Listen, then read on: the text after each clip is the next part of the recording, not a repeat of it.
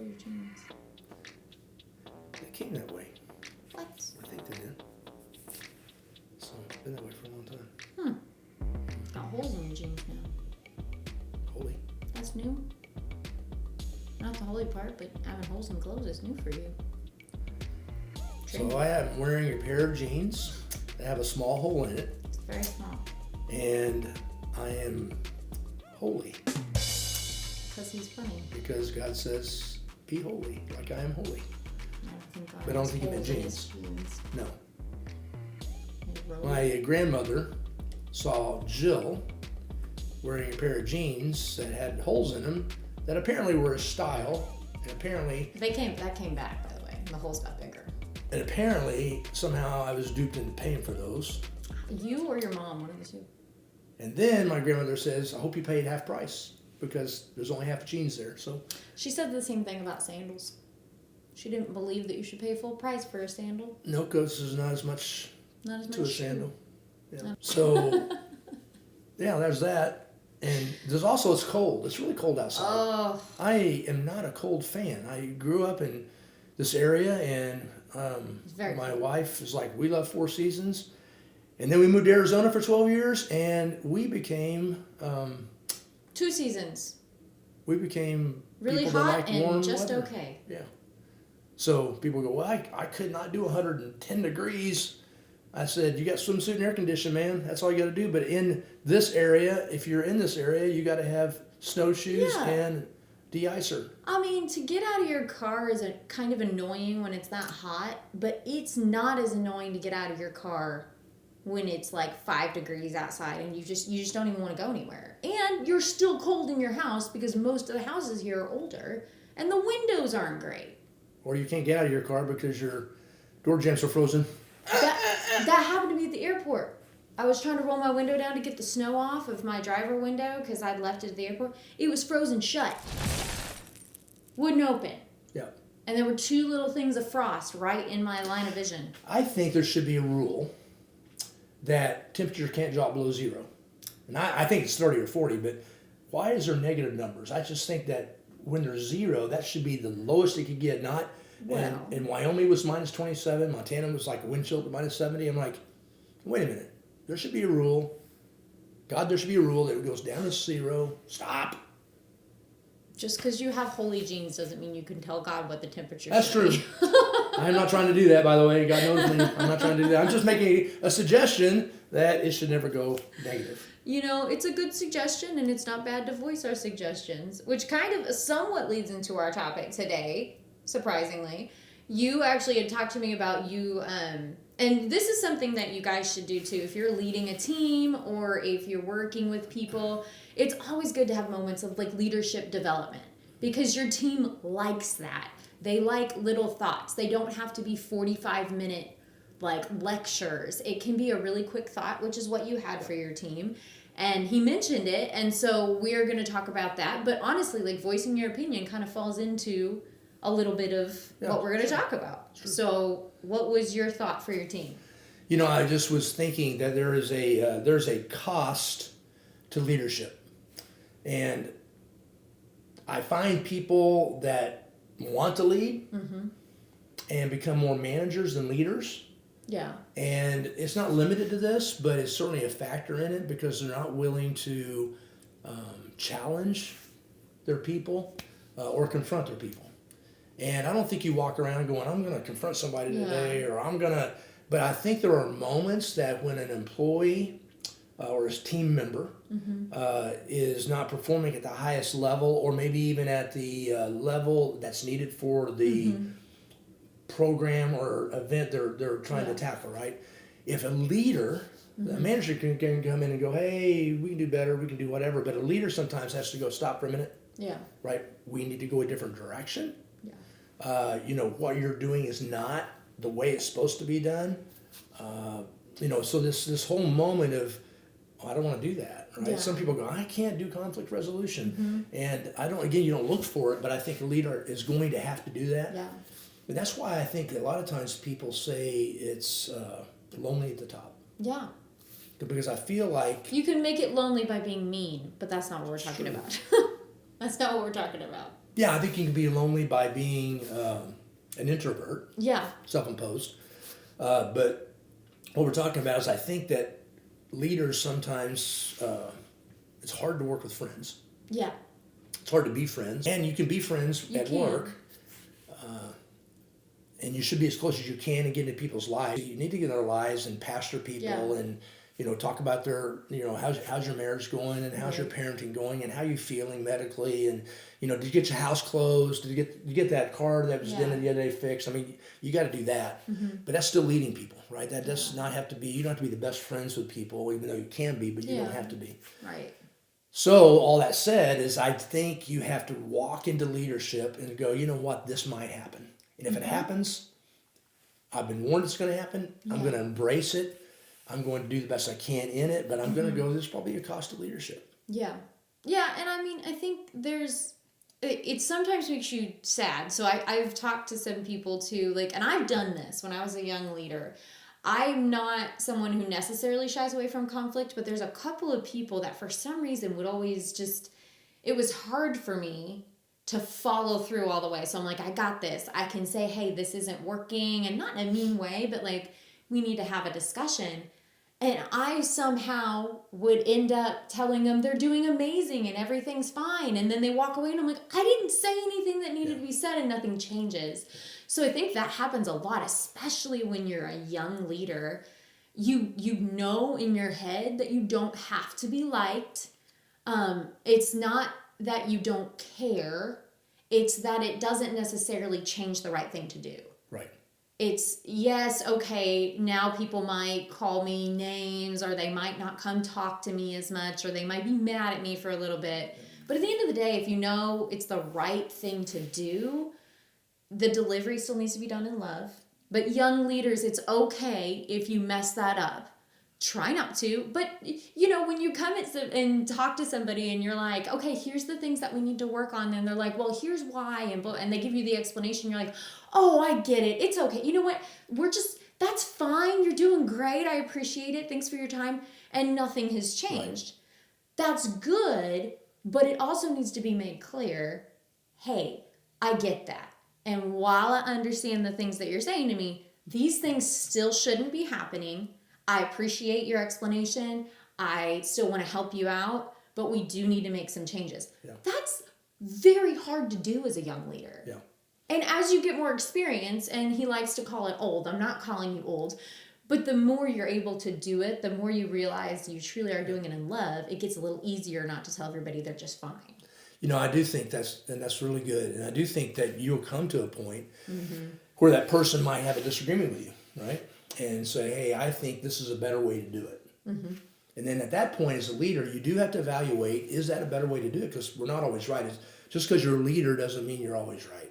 And sometimes you can have people that are in your line of leadership that can speak into your life and go, let me just give you a challenging thought on this, leader. Yeah. And I think you have to go, hey, maybe I'm wrong. Maybe I can do it different. Maybe that makes a lot of sense. So I think that's a great leadership moment, is to accept what is being said, to think and meditate. I pray on it. And actually one thing I do, the Lord just spoke to me a long time ago, said, when people come up and say, didn't like your message, didn't like this, didn't like that, instead of writing those people off, maybe wonder if that's from the Lord. Yeah. Maybe the Lord's allowed that, engineered it to get your attention. And then a lot of times I'm like, that wasn't from the Lord, and I move on, right? So I don't harbor on it, but I always take everything that's said to me, I take every person that's in front of me, every moment of every day, and I wonder if God's intersected my life with that person, and the words he's giving through that person is for me, is a check in my spirit, is a humility moment. And so I'm very serious about the people that are in front of me. So I pastor the people in front of you, listen to what they have to say. If it hurts your feelings, that's another cost of leadership. Ask the Lord, is that from you? If it's not from the Lord, then move on. And if it's from the Lord, then use that in your life to shape it a little bit. But I think there's going to be moments, I found those moments, that people want your job. And there are people that are better than me, and maybe they should have my job. Maybe I'm the one that should lead. But there are moments when somebody goes, I just want to be the leader. Yeah. And if you really feel like that person's not able to lead in that moment, and you're the leader that needs to be there, then don't be threatened by that. Encourage the person to say, hey, I see leadership gifts in you. I don't want to be a co-leader. At the end of the day, if there's a tie, everything needs one head to make a decision. And I'm going to be that person right now. Yeah. But if you want to co-lead, that's not going to work in this department or this area. So maybe let's find a different place for you. And maybe it's external, maybe it's internal. But I'll keep in mind, but while we're here together, not many ties in life. But at the end of the day, when I go to heaven, I'm gonna win on my tie, my decision, not yours. Because I can defend my way more than I can defend your way. Right. Yeah, and that too, there's a couple of things you said in there where they were really good, but that last thought is you at the end of the day are the leader. You make the final call. It's your responsibility. If you decide to take somebody else's opinion and then you say, well, they told me to do it, they can always say, I didn't say that. Like, not that you don't trust people. And that's not leadership. But that's not leadership. You're now throwing somebody under the bus when the decision you know was bad. So you might see things from a different perspective. So as a leader, you see more things than people who are in their lane. Yeah. And so sometimes you said that people might want your job. That might not be their motivation, but the key is to know their motivation. Yeah. And you can't do that without knowing your people. Yeah. I had one of those moments with one of my team members, and I finally realized that the motivation for this person wasn't that they just didn't want to follow the rules. It was that they didn't understand why it was happening, and they thought that the approach that I was taking was to get into their business way too much. Yeah. And once I understood where they were coming from, I could then explain, hey, this is not the reason. It's not because it's a rule. Here's why. And then we walked through it, and then we were great. Yeah. But sometimes it takes those moments, but it's going to happen. And so don't be so hard on yourself as to think it's not going to happen. Yeah, I think we've said it before, but the win for me as a leader is not to have people agree with me. Yeah. It's to understand. And in fact, I had that the other day. I had a person that needed to travel overseas, and we do risk assessments for countries. And the risk level was 2, which is normal for overseas. That's risk.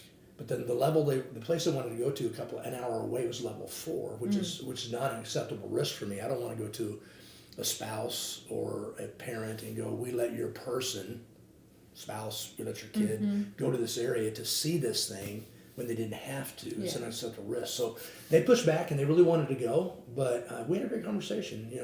I said, you should push back. I just wanted to understand why you're making this decision. And at the end of the day, it's because I love that person more than I love the organization we work for. I'm like, I wouldn't send my daughter. I wouldn't send my wife. Why would I send you? So he said, hey, appreciate it. Thanks for the love. I'll go back to my party and tell them why we're doing it. He said, I don't totally agree with you, but I certainly understand. I said, winner, chicken dinner. That's so good. That's the key. Understand, not agree, and that's a winner for me. At the end of the day, that's what a leader does. I have said this before, and this is another thing I do, is as a Christian, right? We talked about being a Christian, non-Christian. So if you're a non-Christian leader, this probably wouldn't work for you, but if you're a Christian leader, this is really powerful. At the end of the day, do what's right and trust God with the consequences. Yeah. It's pretty simple. You're like, well, is there a formula? Do what's right. What is right? What is right before the Lord? Right? What would the Lord say? He'd say, keep the peace. What would the Lord say? Treat your neighbor as yourself. What would the Lord say? Be holy like I'm holy, right? What would the Lord say? Love my people, right? Yeah. So you don't write them off. You don't say they're losers. You don't say, what's the Lord say? Right. And you do what's right at the time, right? And you're a steward of the moment. People will intersect your life. Right. God gives you people. He gives you a certain amount of time in a day. He gives you a certain amount of resources. Yeah. He gives you experiences from the past. So you become a steward of the moment that intersection in life happens today, and you do what's right with that person. Right. And then you go, and if the person doesn't agree with you, doesn't like it, you've done what's right before the Lord. Right. You go to sleep at night, and you trust God with the consequences. And at the end of the day, a lot of times people come back and go, there was a big deal that happened a few weeks later after our conversation, and you kept me safe. So thank you for that. Yeah. So.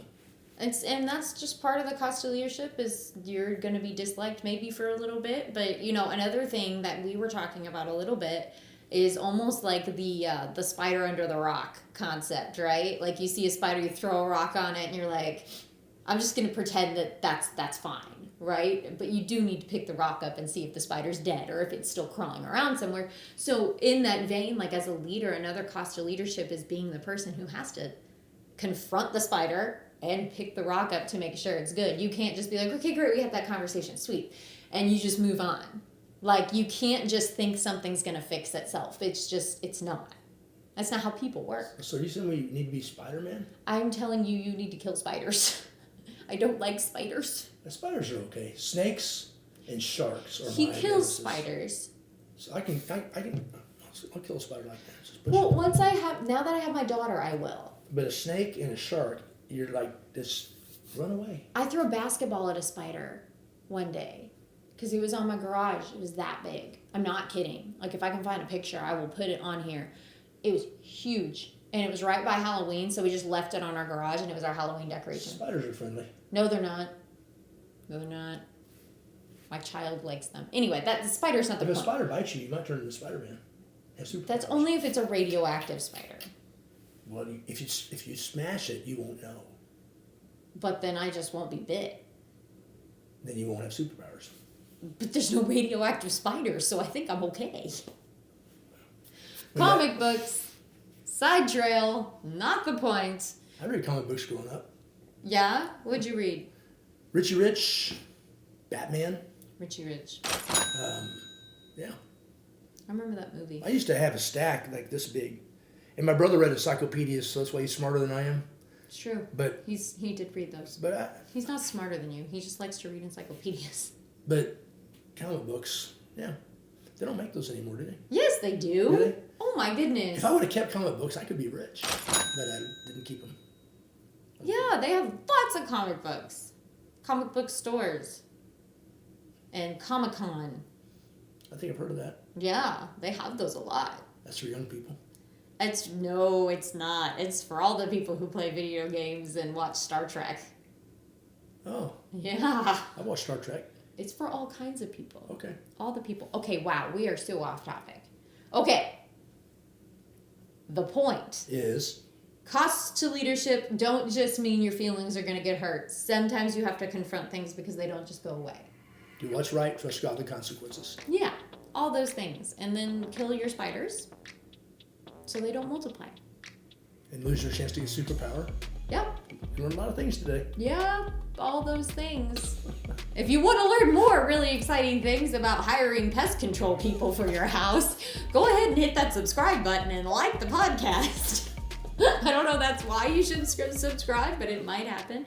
We might give you our favorite pest people. I don't know. If you're in Springfield, Missouri, it might work for We you. should probably be dead now. We should. I don't even know how to land this plane. All right, hit the subscribe button, like it, share it. We're so glad you guys were here. Make sure you hit up becomingresources.com. We have more content for you guys that's not about spiders. We hope you guys have an amazing day. Be warm. Yeah, do that.